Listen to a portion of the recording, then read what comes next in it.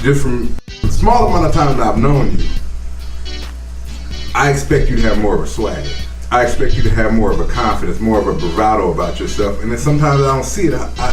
It always makes me think back to the past, because if you don't take those developmental steps, just like you did with the health process, you're still that same person. You're still trapped in your mind. You still don't have as much confidence to talk to women, or you still don't believe that you're as good as you are. And I think sometimes you have a false sense of, you don't give yourself enough credit. And I've talked to women that work with us, and they're like, man, if Wolf would have approached me like this, he could have anything he wanted. And these are women, out of the handful of ones that are worth anything, there would be ones that you would consider. And I thought about that because my best friend, he had to go through that process, man. When we went to college, we separated, and that was hard on both of us because we always were each other's rock. You know what I mean? And I always had the street savvy and the knowledge. And I've always had a swagger and a confidence about me regardless, whether I'm fat or skinny. You're going to get Scott Baker across the board. And he didn't really get that. Shout out to my boy Dominique. I can say his name. Shout out, that's my best friend in the world. He knew physically he was in a better position, but mentally he was still the fat kid. He was still the fat kid. Gotcha. And if you don't transfer, if you don't build that confidence along with your body, the two don't match up. And I see a lot of that in you, man. I see a lot of that, because even some of the women that you've dated that I've encountered, I'm like, she's not on his level. Why? That's all. And not even from a physical standpoint, it's just mentally. Somebody has to keep up with you intellectually, women. Men like women that are intellectual. We like women that we can have a conversation with, regardless of what they tell you. The physical is great, but that's only gonna last for so long. Well, a man who's worth anything is going to like a woman who's intelligent. Exactly. Because you get involved with one, and then all of a sudden you can't carry on a conversation with her. Well, what happens after the sex? Okay, they don't write any songs about that part. Come on. Okay, they don't write any books about that part. What happens after? And now we roll over and look at each other, and we have to engage in some sort of, mental capacity that perhaps it's not possible. And he brings up a great point, because as a fat kid, okay, who lost about 100 pounds in the 8th grade, when I went to high school, I wasn't the fat kid. From the 1st to the 8th grade, I was in the same school, and I was the fat kid who could play sports. That was the only thing that saved me in elementary school, that made elementary school even tolerable, was the fact that, yeah, you could call me all the names you want to, and then I'll take you on the basketball court. I can relate. And I'm going to take your ass to the hoop. I can relate 100%. I'm going to take your ass to the rim. And when I do, you're going to get a respect from me. I'm going to earn my respect from you. Yeah. But when I went to high school, I was 170 pounds, 5'7", regular weight, regular guy. I wasn't the big kid anymore. And I became captain of my baseball team, president of the choir. I probably could have ran for student body president, but I didn't want any part of it. But I attained a swagger, and part of what you see now was the swagger that I attained after I lost the weight.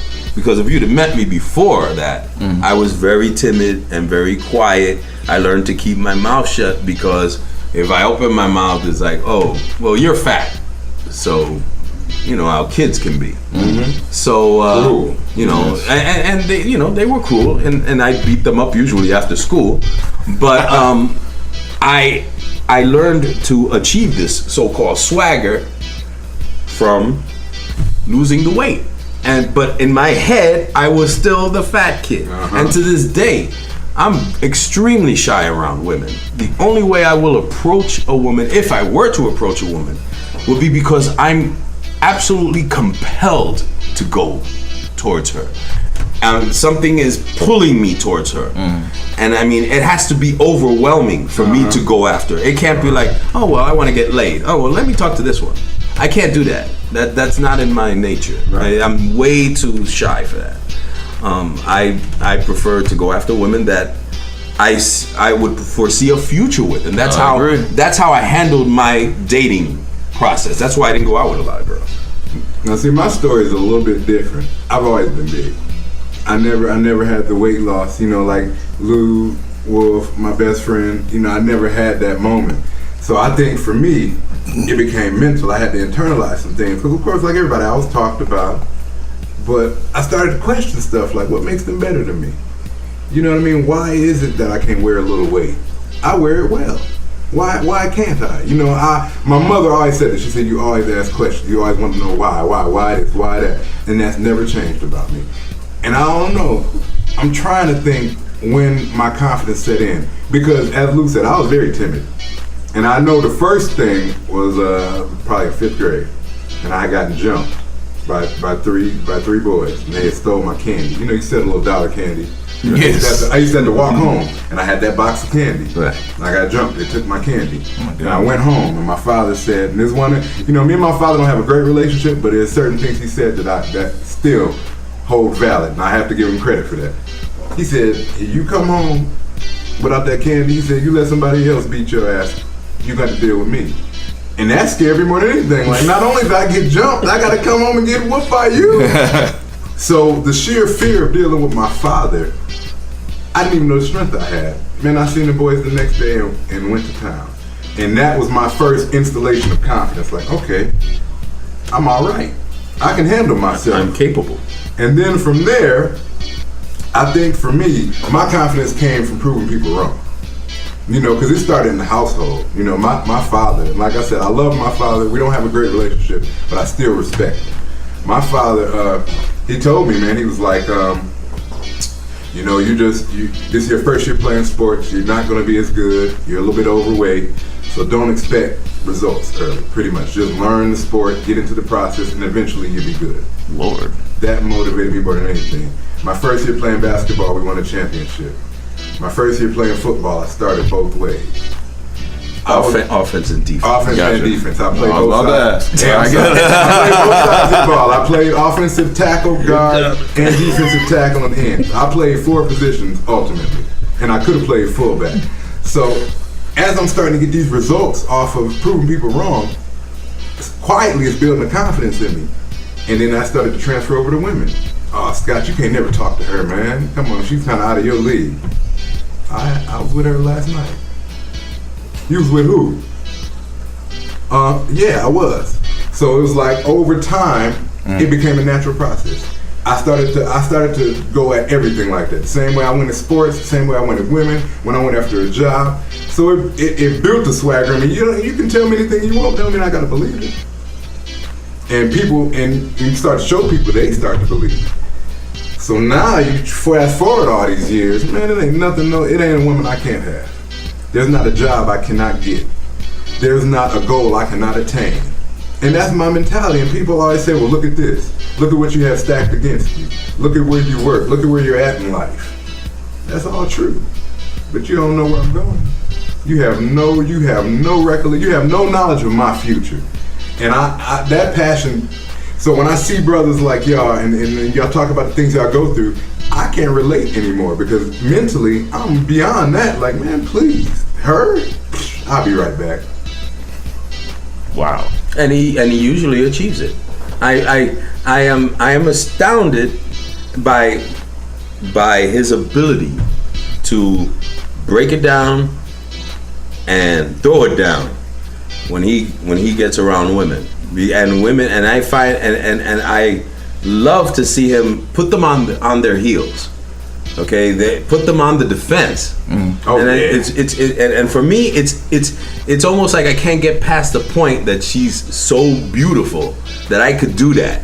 Okay, what usually I do is I turn on my sense of humor, which usually goes straight over their heads. Okay, that's usually my problem with women. Gotcha. I attract women from what I do, not what I say, and that's how I got with my wife. My wife went out with half of the Bronx before she went out with me. We were friends, but I was exceptionally attracted to her right from the beginning. But she was always going with someone else, and so I moved on in another direction. But she started to see after a certain amount of time, like, wow. This guy, he doesn't play around. These other guys are like, okay. And I was always there. I was always there. and that's, you know, I'm a very loyal person to the people that I'm friendly with and that I care about. And she found out, but it takes time with me. And a lot of women are not willing to put in that kind of time. Microwave mentality. They want it now. They want to see the car. They want to see the clothes. I could care less what I'm wearing. What I'm wearing means nothing to me as much as what's between my ears. Absolutely. That's important to me, and I feel it should be important to her. But as I said, a lot of women, they want to see, okay, it's real life out here. Whip out the roll, whip out the cheese, as we put it. Whip out the cheddar. Cheese, cheddar, Sprella, bread, Swiss. So Come there's cheese and cheese. off that bread, Holmes. Come. Really? You got that bread, brother? No. But no, I like when I look at Lou, man, I can see exactly what you guys are saying, because there's a piece of me that resides in there. There's the other side that's just stronger. Like, you're not going to do that. You're not going to do Because I've had moments when I've been shy, and it's like, shy for what? I start asking myself questions like, what am I shy for? This is a woman just like the woman standing over there. She might be a little cuter, but internally, it's the same thing. It's the same thing. It's all about your approach, man. I approach pretty women like they are average. I approach pretty women like they are regular. And a lot of them are regular. They're just so built up in their head that they're fine. You actually have to break them down. And that's what Lou's talking about. I break a girl down quick and tell her how it really is. Like, you think you this? Sweetheart, this is a small sample size. You are nice, you are sweet, you are attractive, but that only gets you through the door. That only gets you through the door. You got to know how to wash dishes, you got to know how to clean, you got to know how to cook, you got to be beneficial. The looks only gonna go so far. I've been with a lazy woman.